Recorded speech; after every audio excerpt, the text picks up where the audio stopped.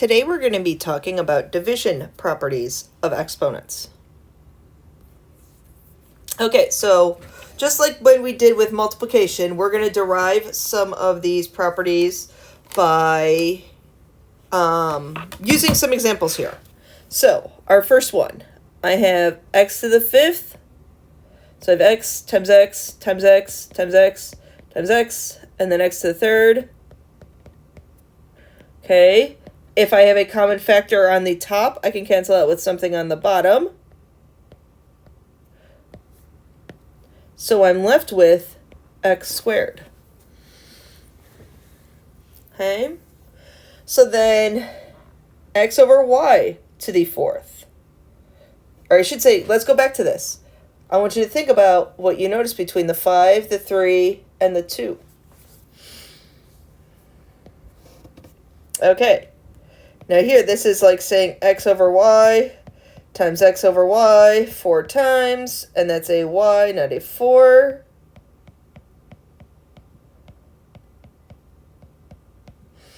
So really on the top I have x to the fourth.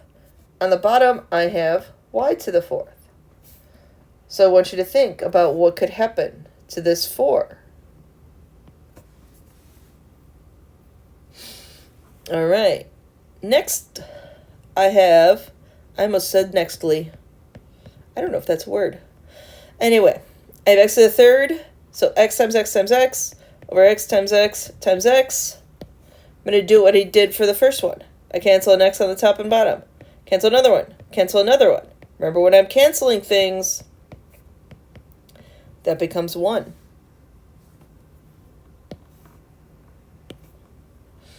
Now this last one. X to the fourth on the top. X to the sixth on the bottom.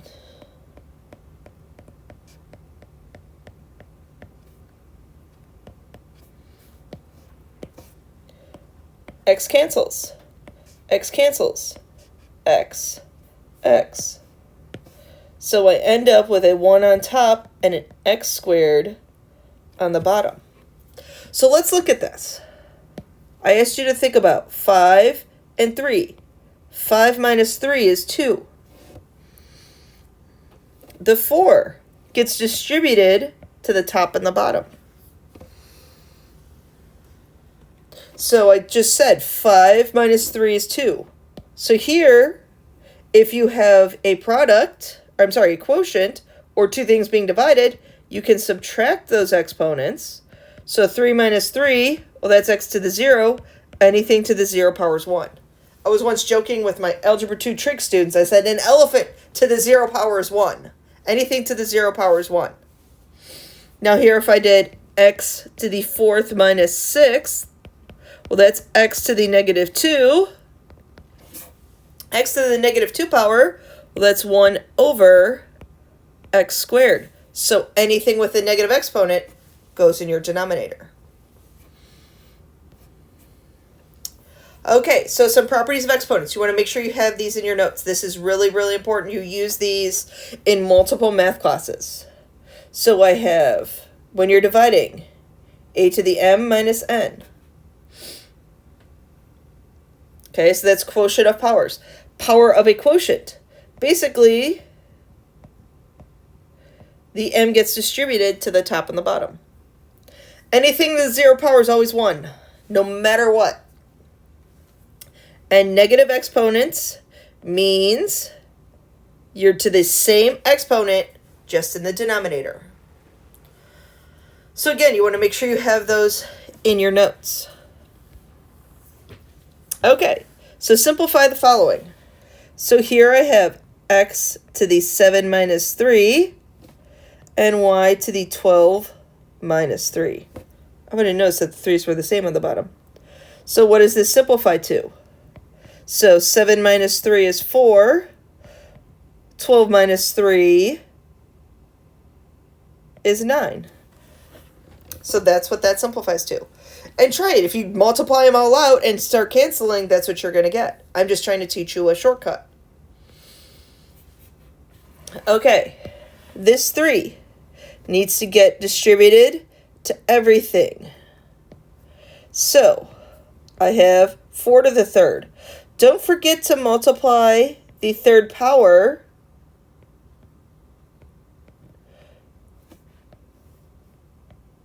to those numbers. That's a common mistake, is students often forget to multiply that power to your numbers.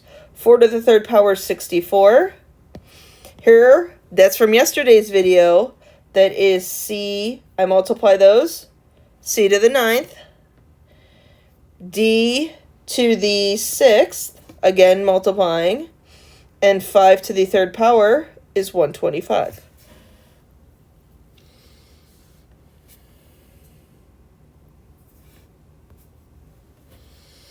Okay, simplify the following. Now looking at these, you want to look and see, okay, what can I simplify inside first? So 12 divided by 8, I can cancel, and I can get a 4 goes into each one. So I have a 3 over a 4. I subtract m to the 8th, 8 minus 5, m to the 3rd, n to the 7 minus 10, that's n to the negative 3, so that n means I'm on the bottom, to the 0 power. Oh, Marnell, you didn't have to do all that work. You could, if you would have looked at the whole problem first, you would have seen that that's just 1. Anything to the 0 power is 1. Okay, so don't do more work than you have to. Work smarter, not harder.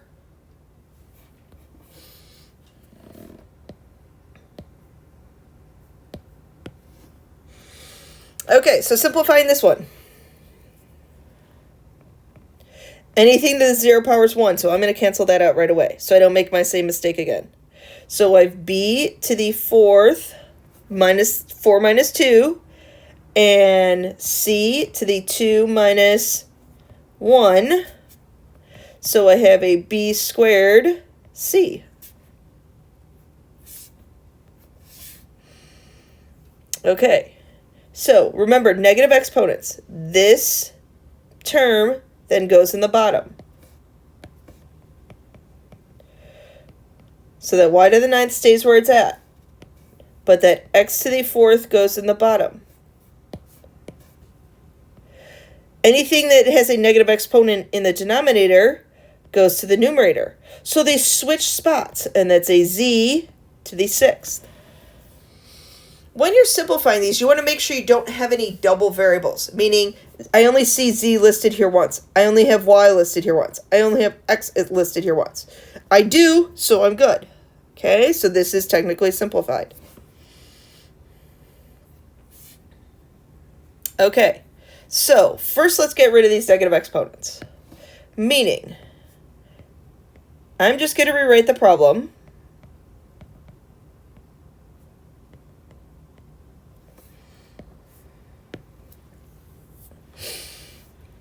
This m to the 4th, I'm going to bring to the top. The m to the negative 5th, I'm going to bring to the bottom. And the r to the negative 8th comes to the top. Now we start simplifying. 75 divided by 15. This simplifies to be a 5. P to the 3rd minus 5. Well, that's p to the negative 2. Hey, negative exponent turns positive and goes in the denominator.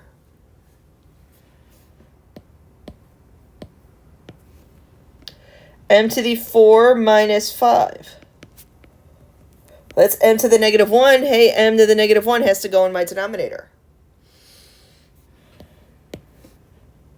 And then I have an r to the 8th on the top. Now do a quick check. Do you have any variables that are duplicates? Meaning, do I have r in my answer twice? I don't.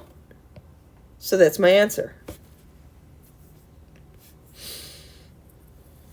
Ooh, this is a good one.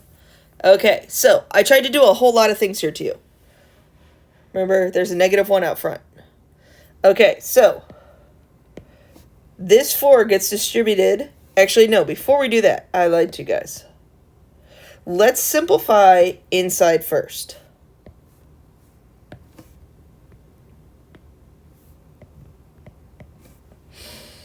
Okay, first let's simplify by any negative exponents. Those go to the denominator.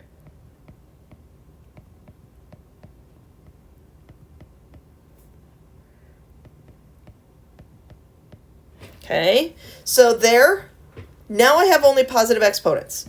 Now let's simplify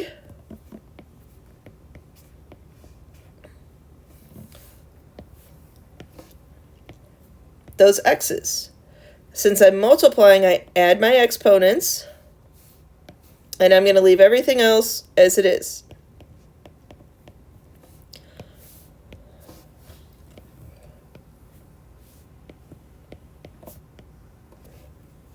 Still my 2 in the denominator. Okay, so now I subtract. X squared minus 5. Well, that's x to the negative third. So that's a positive exponent in my denominator. Y to the 4th minus 2. That's y squared. That goes in my numerator. So now what I do is I take everything to the 4th power. So I take this coefficient, which is technically negative 1/2 to the 4th power. I take y squared to the 4th power over x cubed to the 4th power. So, negative 1/2 to the 4th power, that's a fancy way of saying negative 1 to the 4th and 2 to the 4th. Well, that ends up being 1 over 16 and turns positive because the negative gets multiplied together 4 times. Multiply those exponents together, so I get y to the 8th.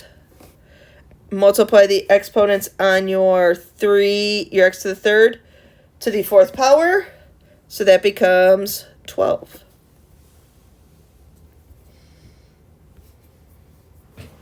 Okay, another example of this. I like these problems. I really, really like these problems. I picked and chose all these problems for a reason. Okay, so first, let's keep simplifying this with no negative exponents and simplify as much we can inside. So I have negative 2, I have a 3. This a squared, a to the negative 2, I'm going to write in the bottom, just with a positive exponent. B to the negative 7th, I'm going to write in the numerator. So now,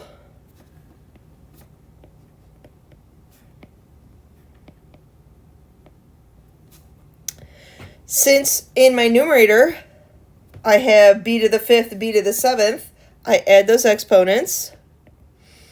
In the denominator, same thing, add those exponents. Now my inside is simplified. So what I do is the negative sign here flips the numerator and the denominator. Okay, and then I start taking everything to the 3rd power. Guess I don't need that parenthesis, do I?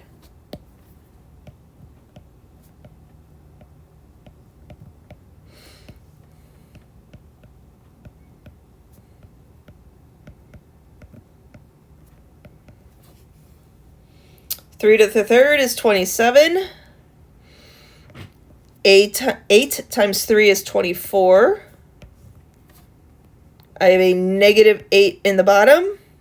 And then 12 times 3, I didn't trust myself, is 36. So that's how we simplify that. First, simplify inside. Okay, and then remember, negative exponents gonna flip the location of everything. Whenever you see a negative exponent, that just flips the location of everything. Okay, the denominator goes in the numerator. Numerator goes in the denominator. That's all you have to remember. Okay, that was my video on division properties of exponents.